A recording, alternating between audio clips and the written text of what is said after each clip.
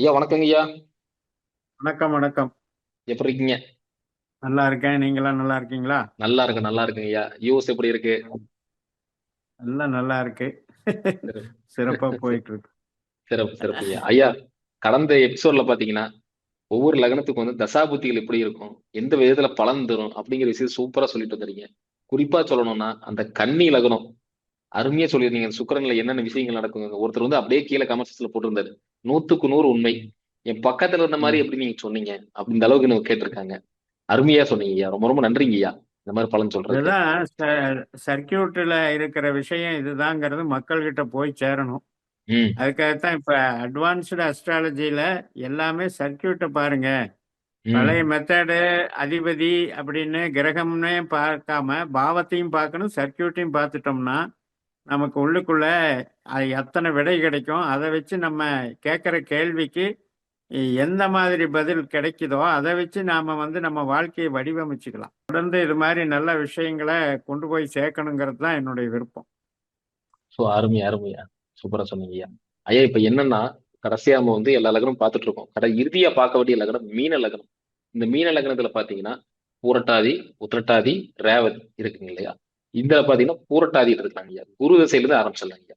இந்த மீன லக்னக்காரங்களுக்கு குரு திசை எந்த வித பலன்களை தரும் ஐயா? பூரட்டாதி 4ஆம் பாதம் ஒரு பாதம் தான் மீன இருக்கு. ம். சப்போஸ் இப்ப அந்த உத்திரட்டாதியிலயோ ரேவதியிலயோ புள்ளியா லக்ன புள்ளியா அமைகிற ஜாதகர்களுக்கு குரு வந்து விரயம்ங்கிற கான்செப்ட் தான் வச்சிருப்பாரு. நாம நினைச்சிட்டு ம். இருப்போம் லக்னாதிபதின்னு. ஆனா நம்ம லக்ன புள்ளி அப்படின்னு ஆரம்பிக்கும் போது அங்க சனியோ புதனோ வந்துரும் போது குரு வந்து 12க்கு போயிடுறாரு. அதை உணராம நம்ம என்ன நினைப்போம், குரு வந்து நமக்கு நல்லவர் வல்லவர்னு நினைச்சு பிரயோஜனம் இல்லை.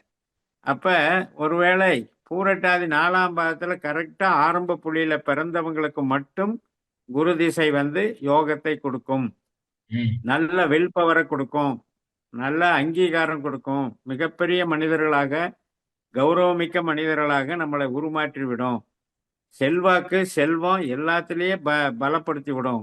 ஆனா உத்திரட்டாதி லக்ன புள்ளியாவோ ரேவதி லக்ன புள்ளியாவோ அமைந்தவர்களுக்கு இந்த குரு திசை வந்து அதிகப்படியான செலவை கொடுத்துருது, அதிகப்படியான இடமாற்றத்தை கொடுத்துருது. ஊரு விட்டு ஊரு போய் அதிகமாக நம்ம வந்து ஒரு ஜீவனம் பண்றதுக்காகவே அலைச்சல் திருச்சலோட நம்ம வாழ்க்கையை நடத்தணுங்கிற ஒரு பிரச்சனை தான் குரு திசை கொடுக்குது.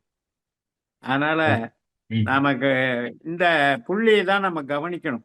எப்பவுமே ஒரு மீன லக்னம்னு நினைச்சு நம்ம என்ன ஏமாந்துடுறோம் பாரம்பரிய ஜோதிடத்துல, எனக்கு லக்னாதிபதி குரு அப்படின்னு நினைச்சுக்கிறோம்.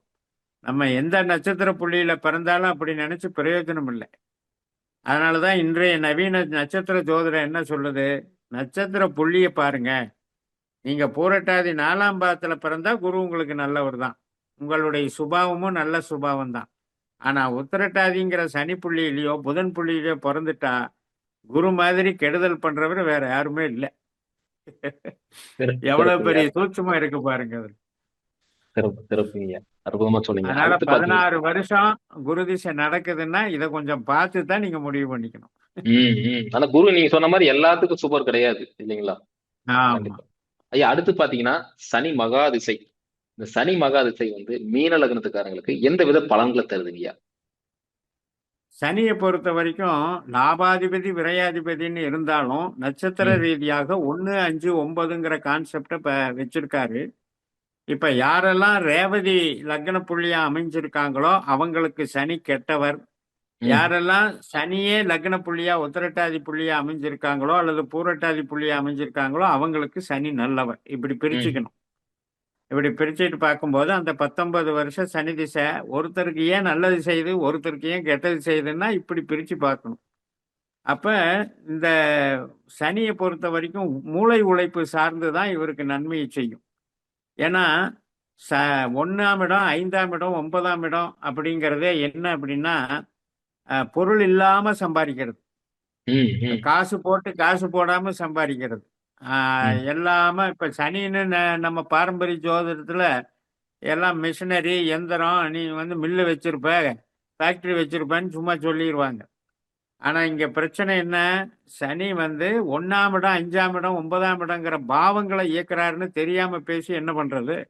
அப்ப இந்த 1, 5, 9 கான்செப்ட் வந்து கன்சல்டிங்க்கு மட்டும்தான் உதவும், கமிஷனுக்கு தான் உதவும், அந்த மாதிரி மூளை உழைப்புக்கு தான் உதவும்.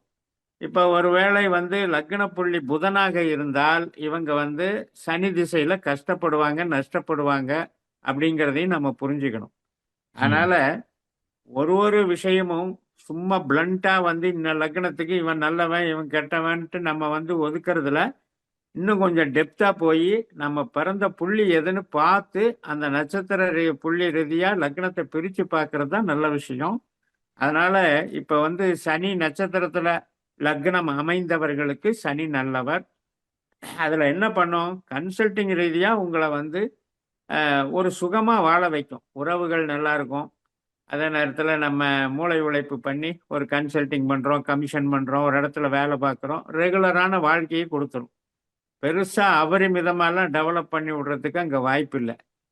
ஒருவேளை இந்த சனி சுக்கிரனுடைய நட்சத்திரத்திலையும் சூரியனுடைய நட்சத்திரத்திலையும் கேதுவனுடைய நட்சத்திரத்திலையும் அமைய பெற்று அந்த கேது வந்து 2, 6, 10 வலுவா பண்ணும்போது தான் அப்பதான் அந்த சனி திசை கொஞ்சம் டெவலப் பண்ணி கொடுக்கும். ஜென்ரலா பார்க்கும்போது சனி வந்து நியூட்ரலான கிரகம்னு வச்சுக்கணும். 19 வருஷமும் ஆரோக்கியத்தை கெடுக்காது.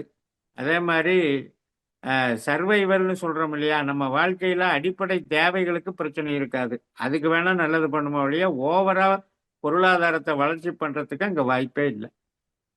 சிறப்பு சிறப்புங்க. அற்புதமா சொன்னீங்க. அடுத்து பாத்தீங்கன்னா புதன் திசை. இந்த புதன் திசை வந்து இந்த மீன லக்னக்காரங்களுக்கு எந்த வித பலன்கள் தருதுங்கய்யா? புத்திசாலித்தனத்தை வச்சியும் ரொம்ப இவங்களுடைய சாமர்த்தியத்தை வச்சியும் ரொம்ப ஜோவியலா எல்லாரும் கூட பழகிறத வச்சியும் இவங்க வந்து டேலண்ட்டை வச்சு முன்னேறக்கூடிய நபர்கள். இந்த 17 வருஷம் புதன் திசை மிடில் ஏஜ்ல வந்தா இவங்கள மாதிரி கெட்டிக்காரங்க யாரும் இல்லை. எல்லா இடத்துலையும் புகழ் பெற்றுருவாங்க. அதன் மூலமாக இப்ப சொந்த பிசினஸே பண்ணாலுமே அருமையா பண்ணிடுவாங்க. வியாபாரத்துல செழிப்பா பண்ணிடுவாங்க.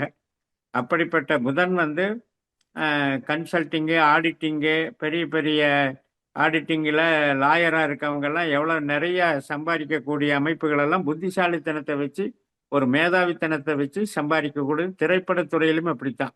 பெரிய ம். பெரிய டைரக்ஷன் இயக்குனர்கள், எழுத்தாளர்கள் இவங்கெல்லாம் புகழ் பெறுறதெல்லாம் இந்த புதனால தான். அதே மாதிரி கவிதை எழுத வரும், கட்டுரை எழுத வரும், மீடியாவில் வந்து டெவலப் பண்ணுவாங்க. அத்தனை விதமான ஒரு ஜனரஞ்சகமாக பழகி எல்லார் மனசுலையும் இடம்பெற்று எல்லாரையும் வசீகரித்து தொழிலை மேன்மைப்படுத்தக்கூடிய பலம் வந்து இவங்களுக்கு இருக்கு. அனைத்து விதமான வணிகத்திலையும் வந்து பெரிய தொழிலதிபர்னு பெயர் எடுக்கக்கூடிய அமைப்பில் இந்த புதன் திசை இவங்களை கொண்டு போய் நிறுத்தும். சிறப்பு சிறப்புங்க. அற்புதமா சொன்னீங்க. அடுத்து பாத்தீங்கன்னா கேது திசை. இந்த கேது திசை வந்து இந்த மீன லக்னக்காரர்களுக்கு எந்த வித பலன்களும் தருதுங்கய்யா? மருத்துவ படிப்பு, அதே போல க அதாவது வாக்குனால சம்பாதிக்கிறது, பேச்சுனால சம்பாதிக்கிறது, வக்கீல் தொழில், மருத்துவ ம். படிப்பு, கெமிக்கல் இண்டஸ்ட்ரீஸு, உற்பத்தி சார்ந்த தொழில்கள், இது மாதிரி எல்லாம் மிகப்பெரிய டெவலப்பை அந்த 7 வருஷம் கேது பண்ணும். ஜென்ரலாக என்ன சொல்லுவோம்? கேது கெடுத்துருவாரு அப்படின்னு சொல்லுவோம். கேதுவை பார்த்து பயமுறுத்துவோம். அது வந்து உறவுக்கு வேணா கேது வந்து கொஞ்சம் மைனஸ் பண்ணும். ஆனால் பொருளுக்கு வந்து ரொம்ப ரொம்ப நல்லா இருக்கும். இந்த கேது கேது நட்சத்திரத்திலேயே இருந்தால் இன்னும் சிறப்பு. சுக்கிரன் சூரியன் இந்த நட்சத்திரத்தில் 2ஆம் இடத்துல 6ஆம் இடத்துல 10ஆம் இடத்துல இருந்தால் இந்த கேது திசை 7 வருஷத்துல மிகப்பெரிய செல்வந்தராக வரக்கூடிய அமைப்பு கொடுத்துரும். சிறப்பு சிறப்புங்க. அற்புதமா சொன்னீங்க. அடுத்து மெயினா பார்க்கக்கூடிய திசை இந்த மீன லக்னங்களுக்கு வரவே கூடாதுன்னு சொல்லுவாங்க. அப்படிப்பட்ட ஒரு திசையை பார்க்க போறோம். சுக்கிர திசை. சுக்கிர மகா திசை வந்து இந்த மீன லக்னக்காரங்களுக்கு எந்த வித பலன்கள் தருங்கய்யா? உங்க கேள்வியே எனக்கு வந்து ஒரு பெரிய திருப்பு முனையா அமையுது. அதாவது உங்க கேள்வியை இன்டைரக்டா நான் திருப்புறேன். அதுதான் யோகம். சுக்கிர திசை தான் யோகம்னு சொல்றோம். எப்படி வந்து கன்னி லக்னத்துக்கு சுக்கிரனை யோகம்னு சொல்லி நம்ம பிரச்சனைன்னு சொல்றோமோ, அது மாதிரி ம். பிரச்சனையா இருக்கக்கூடிய சுக்கிரன் தான் இங்க யோகத்தை கொடுக்குறாரு. ம். அதனால ம். வந்து ம்.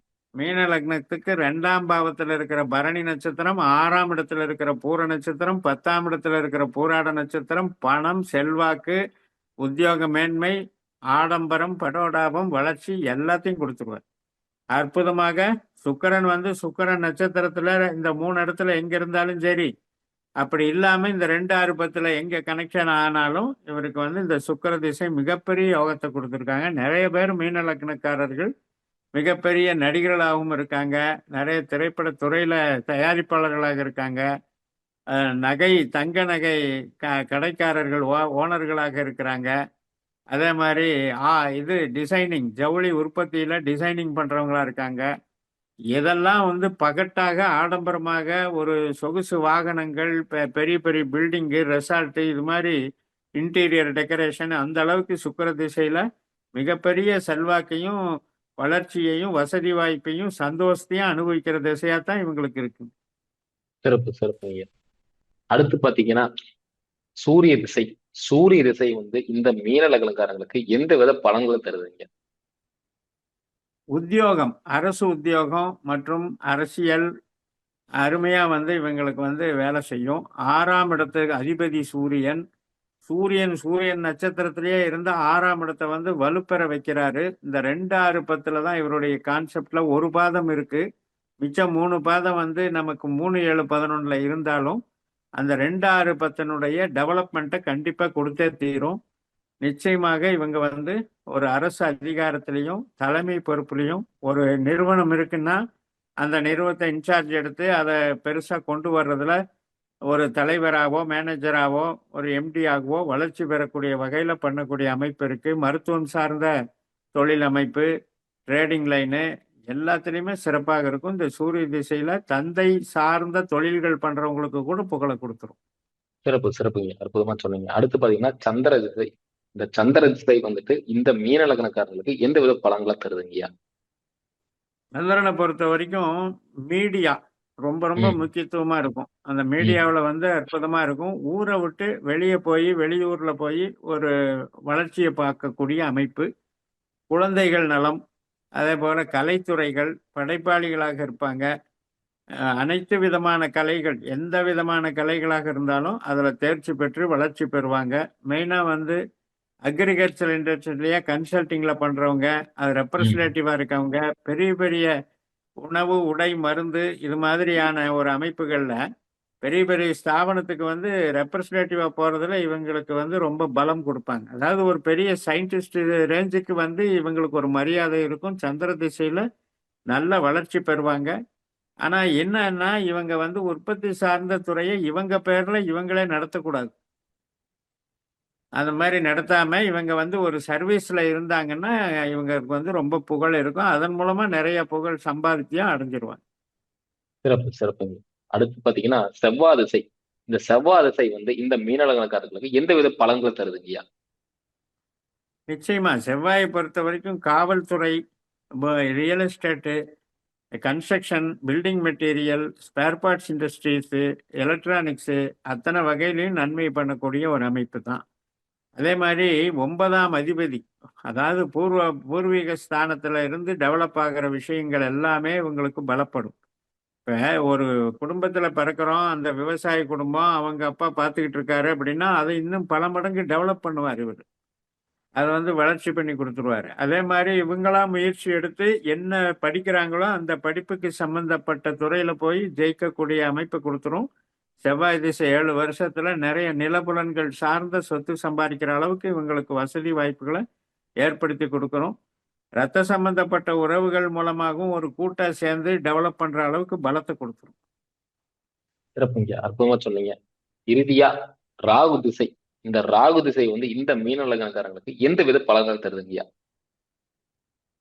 மீன லக்னத்தை பொறுத்த வரைக்கும் 4 8 12 அப்படின்ற கான்செப்டை வச்சிருக்கிற ராகு நாம நம்ப கூடாதுங்க. அதாவது மீன லக்னம்னாலே ஒரு வெளுத்ததெல்லாம் பாலுன்னு நினைக்கிற யதார்த்த குணமுடைய நபர் அப்படின்னு அர்த்தம். அவங்களுக்கு போய் இந்த ஒரு பால்ல போய் விஷம் கலந்த மாதிரி இந்த ராகுங்கிற திசை வந்துருச்சுன்னா அவங்கள வந்து அடையாளம் காட்ட முடியாம சிதைச்சிரும். அதாவது ஒரு நல்ல குணாதிசயம் உள்ள மனிதனை கூட அவரை வந்து நல்லதே பண்ணினா கூட அவரால் வந்து ஜெயிச்சு மேலே வர முடியாம பல பழிபாவங்களுக்கு ஆளாகி அல்லது அவரே தன்னுடைய குணாதிசயங்களை வந்து கீழ்த்தரமா போய் ரொம்ப கஷ்டப்படக்கூடிய சூழ்நிலைக்கு தள்ளுறது தான் ராகு திசை. ம். இந்த ராகு திசையில மீன லக்னத்துக்காரங்க நல்லா இருக்கிறாங்க அப்படின்னா அவங்களுக்கு வந்து 3ஆம் இடத்துல, 7ஆம் இடத்துல, 11ஆம் இடத்துல ராகு இருந்தா மட்டும் யோகத்தை செஞ்சிரும். அந்த மாரி இருக்கும் பொழுது, இவங்க வந்து கண்டிப்பா டெவலப் ஆவாங்க. அப்படி இல்லாம 4, 8, 12ல உட்கார்ந்த ராகு படாத பாடு படுத்திடும். லக்னத்துல இருந்தாலும் பிரச்சனை தான். 2ஆம் இடத்துல இருந்தாலும் வந்து வேலைக்கு போனா பிரச்சனை இல்ல. தொழில் பண்ணா நஷ்டமாயிருவாங்க. ஓ, ஓ, ஓ. சிறப்பு சிறப்புங்கய்யா, அற்புதமா சொன்னீங்க. கிட்டத்தட்ட எல்லாமே முடிச்சிட்டோம். பட் இருந்தாலும் என்னன்னா, இந்த மீன லக்னக்காரங்களுக்கு எந்த திசையில வந்து பண வரவு நல்லா இருக்கும்? சுக்கிரன் தாங்க என்னை பொறுத்தவரைக்கும். அதாவது கேது திசை, சுக்கிர திசை, சூரிய திசை. இந்த 3 ம். திசை பிடிச்சுக்கலாம். இது வந்து மத்தியம பருவத்துல வந்துட்டா, இவங்க வந்து நெறைய சம்பாரிச்சு அள்ளி குடிச்சிருவாங்க. அப்படியே வந்து பின் வயதுல வந்தா கூட, அதுல நல்லா செட்டில் ஆயிடுவாங்க. ஏன்னா 20 வருஷங்கிறது ஒரு லாங் பீரியட். அந்த லாங் பீரியட்ல வந்து இவங்களுக்கு மாடி, மனை கட்டக்கூடிய யோகங்கள், நல்ல லக்ஸூரியான வாழ்க்கை வாழக்கூடியது, சொகுசு வாகனங்கள் வச்சு, நெறைய வந்து ஒரு செல்வச் செழிப்போட வாழக்கூடிய எத எடுத்தாலும் அப்டேட்டா இருப்பாங்க. எது எடுத்தாலும் வந்து ஒரு அவங்க வீட்ல ஒரு பொருள் இருக்குன்னா, அது லேட்டஸ்ட் பொருளா தான் இருக்கும். அந்த மாதிரி சுக்கிர திசை வந்து மிகப்பெரிய பலத்த குடுத்து வாழ வைக்கும். பணம், சம்பாத்தியம், வீடு மனை யோகம் எல்லாத்துக்குமே சுக்கிரன் நல்லா இருக்கு. கேதுவும் நல்லா இருக்கு. சூரியனும் நல்லா இருக்கு. கேதுவை பொறுத்த வரைக்கும், சூரியனை பொறுத்த வரைக்கும் 4, 8, 12ல உட்காரக்கூடாது. சிறப்பு சிறப்புங்கய்யா. அற்புதமா சொன்னீங்க. அடுத்தடுத்த அற்புதமா சொன்னீங்க. கிட்டத்தட்ட எல்லாமே முடிச்சிட்டோம். 12 லக்னத்துக்கு முடிச்சிட்டோம். அடுத்து ஒரு புது சீரிஸ்ல வந்து உங்களை சந்திக்கிறேன். ரொம்ப ரொம்ப நன்றிங்கய்யா. கண்டிப்பா. வந்து நீங்க வந்து உங்களோட நன்றிங்க. டைம் ஒதுக்கி குடுத்து எங்களுக்கு வீடியோ பண்ணி குடுத்ததுக்கு. ரொம்ப நன்றிங்கய்யா. ரொம்ப நன்றி. வாழ்த்துக்கள்.